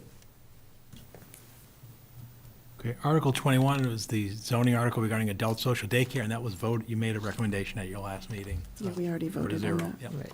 that one's done. Article 22 is a proposed amendment to the town's general bylaws regarding the posting location for town meeting warrants. And basically what it does is it just codifies the existing practice that sort of has been historically followed, but never specifically defined. And so what it would require would that the new language would say that all town meeting warrants would be posted at each of the town's designated polling locations, police station, fire stations, libraries, and town offices. Any questions on Article 22? I'll make a motion that the Select Board recommend approval of Article 22, the general bylaw amendment for posting locations for town meeting warrants as presented. Second. We have a motion and a second. All in favor? Aye. Okay, that's unanimous. Thank you. Article 23 is an amendment to the town charter, which would require not only a town meeting vote, but a ballot vote at next spring's town election. And this would reduce the number of signatures for a candidate for nomination papers for a town meeting rep from 25 to 10 voters. And the data that was requested, was sort of what's going on in comparable communities. And interestingly enough, we sort of found out that 10 is more the norm from that. As you can see, most of the communities listed there that we were able to get data from have a 10 signature requirement. And so again, it was meant to encourage people to run for town meeting as opposed to dealing with, as the clerk described it, that where you have a write-in situation and you have failure to elect because of ties and so forth. Okay, any questions on Article 23? So I think this makes sense, and I support it. I'm not convinced that this is going to solve the root cause of the problem, Right, because I don't think the issue is getting signatures. I think the issue is people just don't run until it's a crisis and their friend says, hey, why don't you organize a write-in campaign? And I think we should do this and let it ride and get some real data to see before and after. But I think this is going to go back to that goal that we started last year on civic engagement. And I think we got to figure out what's the real root cause of this and how do we get people to engage in the process. Because honestly, 25 signatures isn't hard. It's a walk around the block, half a block. So I don't think this is the issue. I support the change. I remain skeptical that it's going to fix the root cause. Well, I agree with that, but I think philosophically, 10 makes more sense than 25. I It mean, feels better. 25 is half of what you need to get a townwide. I agree with you, Pat. I and it's absolutely agree. less than 10% of the Yeah. time you I- get. It's a I'm not small opposed to the barrier, but a article at all. barrier, I yeah. just, Yeah, I think we're still going to have civic engagement on this one to address this. okay. I will make a motion that the Select Board recommend approval of Article 23, the Town Charter Amendment for nominating signatures for town meeting representatives as presented. Second. I have a motion and a second. All in favor? Aye. Okay. Unanimous. Article 24 is an amendment to the general bylaws pertaining to utility poles, and this would delete the Article 4, Section 14237 regarding the order to remove, relocate, or alter. As the board's aware, and as we've found, council has advised that the current general bylaw that provides the select board with the authority to seek enforcement action against utility pole companies for the failure to remove double poles is prohibited under current existing state law, and therefore leaving the general bylaw in place causes confusion because someone will go and say, well, geez, here's the town bylaw, and I have it here in front of you. It says right here, the select board can order within 180 days, and again, I think the more prudent course of action would be to delete it, much like we had to do with about a decade ago with the Supreme Court ruling regarding political signs, is that we were told we couldn't enforce the 21-day restriction on political signs, so we amended that bylaw to conform with, with changes that take place subsequent to the adoption of the town bylaws. Any questions about Article 24? I will make a motion that the Select Board recommend approval of Article 24, the general bylaw amendment to repeal Section 142-37 pertaining to utility poles as presented. Second. We have a motion and a second. All in favor? Aye. Unanimous. Thank you. Okay, Article 25 we did earlier. Article 26 is the easement regarding Beaver Brook. This would basically have the town accept an easement for the walking for area at Beaver Brook, shown on the plan at 9 Acton Road. That's been prepared and recorded at the Registry of Deeds. And just to bring you at the place of where 9 Acton Road is, it's obviously this area by Bartlett Park. Across from it, right now, there's no building there, for those of you who are familiar with the development of that location.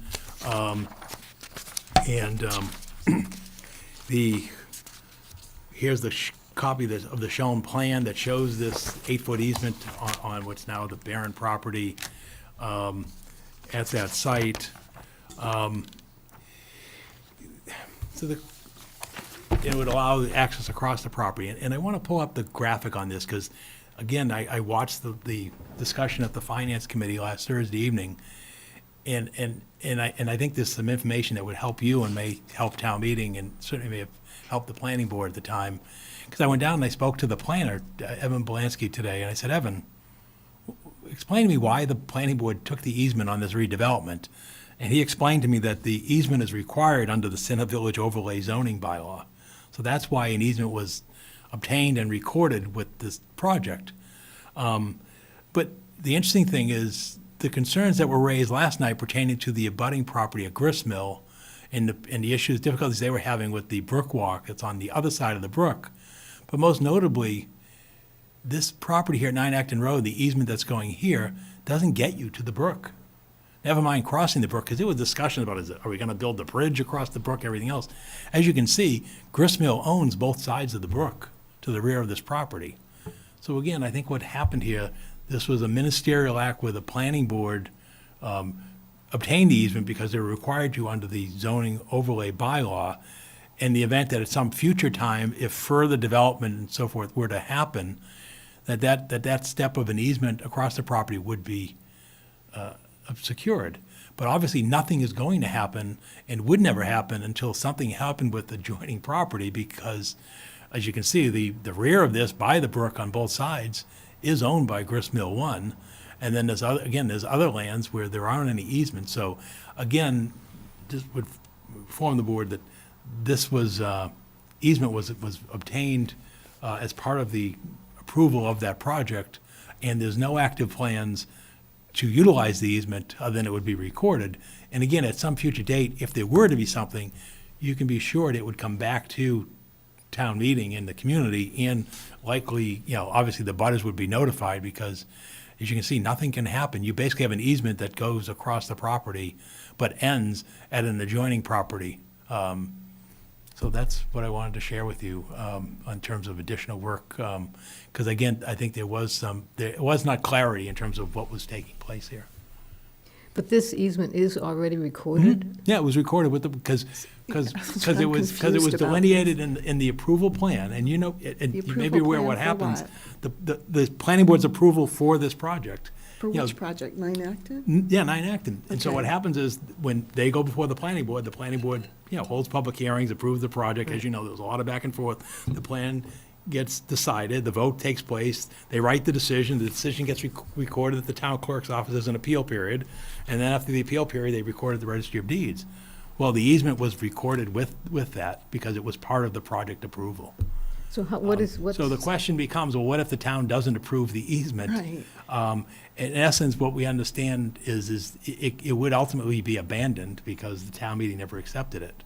But I point out, it doesn't have any impact. Are we supposed to do the town meeting before we actually do the No. deed, or does it matter? No, it doesn't matter.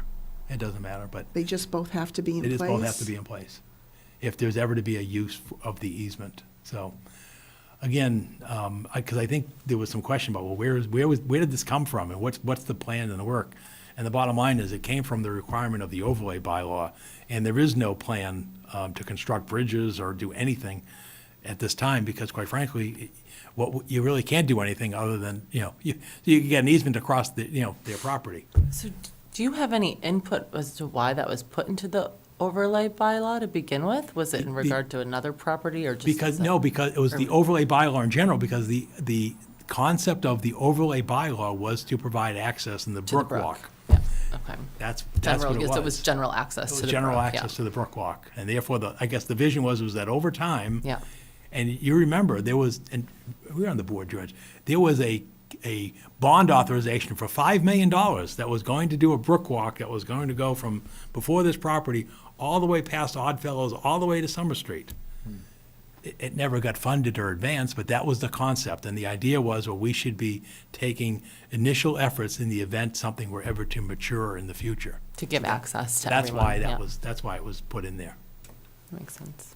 And I know it's not related to this article, but the concerns about people encroaching on the gristmill property, is that something separately that Yeah, you're I- going to pay more attention to? Yeah, I was with not aware of that. Those are the police first, department so, or yeah, whoever? exactly. We'll have I the mean, police that all department. sounded like it really warranted Mhm. more attention from an Exactly. enforcement and monitoring Yep. standpoint. And if any of this is our land, or we Mhm. have access to it, my other question was, would it be, I'll just say it because I don't want to debate, but should you consider with that, cameras or anything like that, if the problem escalates? But I think that's for you and, Yeah, exactly. your Yeah. staff to work out. Mhm. Well, thank you for the clarification. Do we have a motion? Any other questions? No, okay. I'll make a motion that the Select Board recommend approval of Article 26 to acquire a permanent easement at 9 Acton Road as presented. Second. I have a motion and a second. All in favor? Aye. Unanimous. Thank you. And then the final warrant article has to deal with the sewer drainage easement on Old Farm Way, and we'll ask Christine to come back and sort of give you an overview on why this is before the community at this period of time. Good evening. So for Old Farm Way, a resident at the end of Old Farm Way approached DPW now sometime earlier this year and asked for us to pave the end of the cul-de-sac. And so the cul-de-sac continues. It's a little bit of an extension, and there's a path that connects down to, right here. In looking at that, that is a common area. It is not owned by the town whatsoever. We do have drainage and sewer that goes through that area, and we do not have any drainage or sewer that connects through that area. So in looking at this, we did respond to the resident and said that's actually a common area owned by the whole, all 24 parcels on Old Farm Way. That would be something that the community could pave that area or rehabilitate that path. I think some kids do use it to get to the park or school. But in looking at that, we realized that we never had a recorded drainage or sewer easement, and we do have infrastructure that we do want to maintain. So this article is just to provide a sewer and drainage easement for the sewer and drain that already exists and has for the past 30 years. I think this was constructed in 1993. This was presented to the Old Farm Way trustees or their group, and it was accepted and voted on. So we did get their authorization. Okay, any questions for Article 27? I will make a motion that the Select Board recommend approval of Article 27, the sewer and drainage easements off Old Farm Way as presented. Second. A motion and a second, all in favor? Aye. Aye. Okay, unanimous, thank you. Thank you. Okay, that concludes annual town meeting. Hopefully it'll go that quickly on the 16th. All right, next on our agenda is just an update on the fiscal '24 Select Board and Town Manager goals. Based on our discussion at our meeting last week, I did make some updates to these. I just wanted everybody to have a chance to look through them again and see if there's anything I missed or entered incorrectly. I think it looks good. Anybody have anything? Okay, thank you. All right, so now we can get to work on them.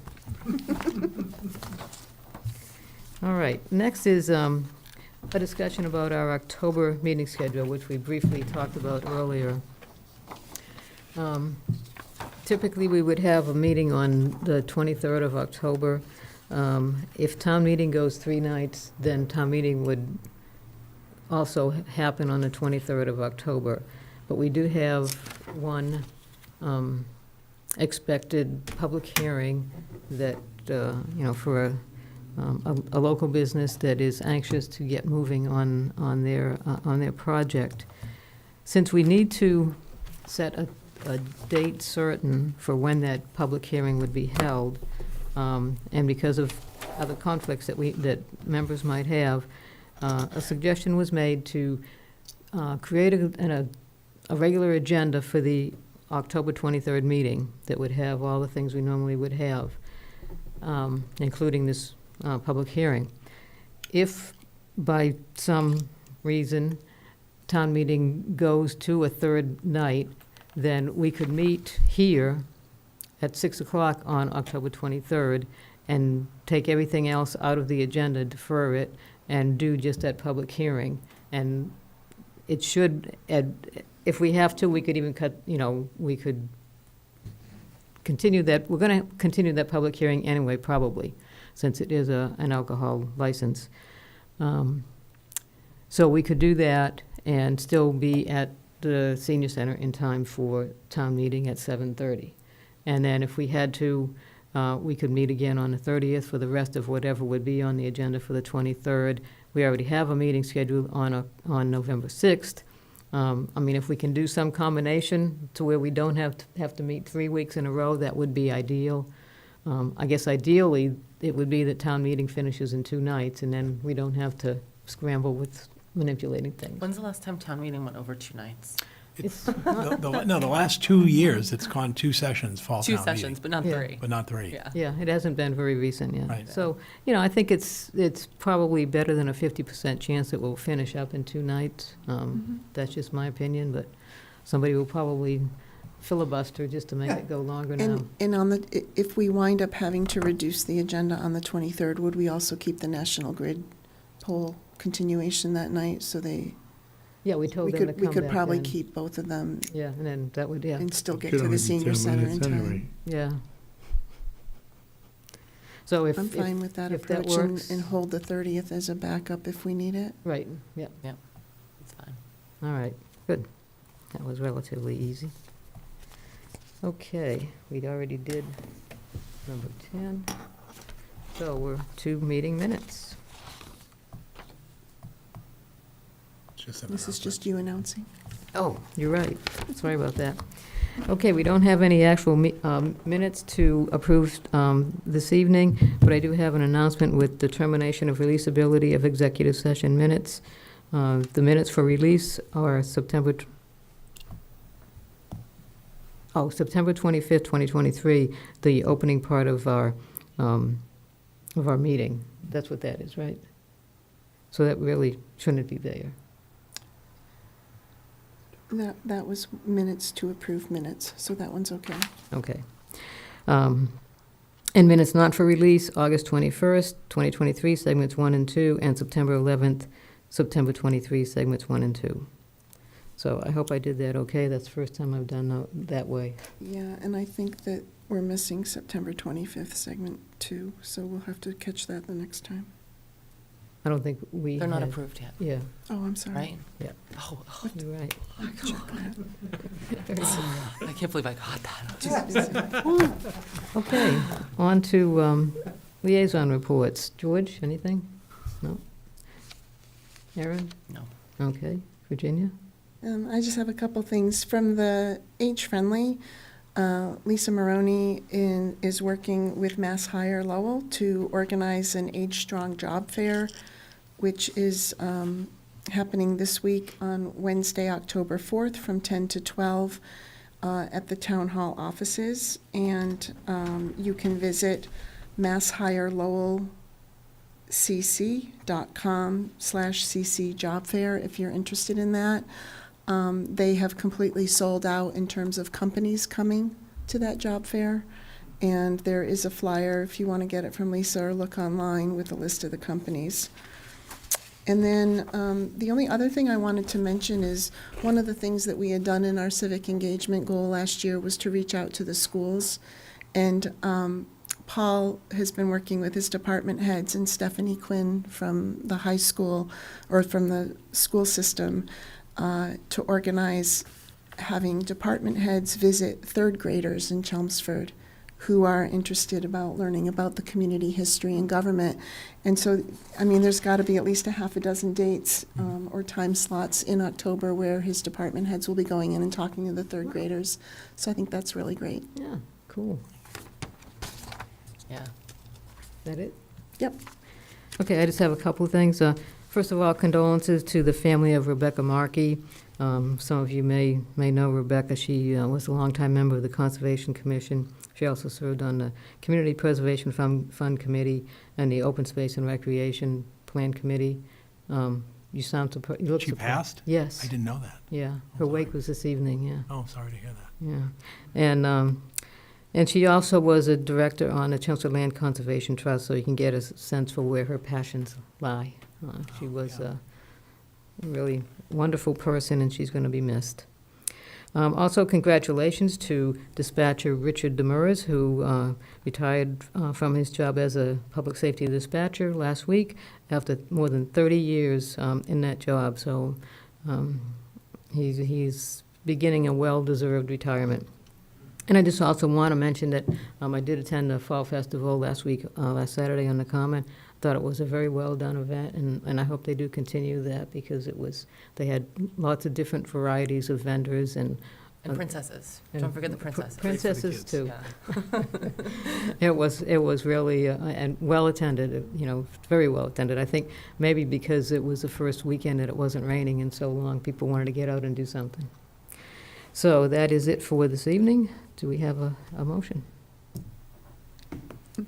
It's 7:52, and if the board knows what to do with themselves before 8 o'clock on a Monday night, I will make a motion to adjourn. Second. All in favor? That's unanimous. Thank you.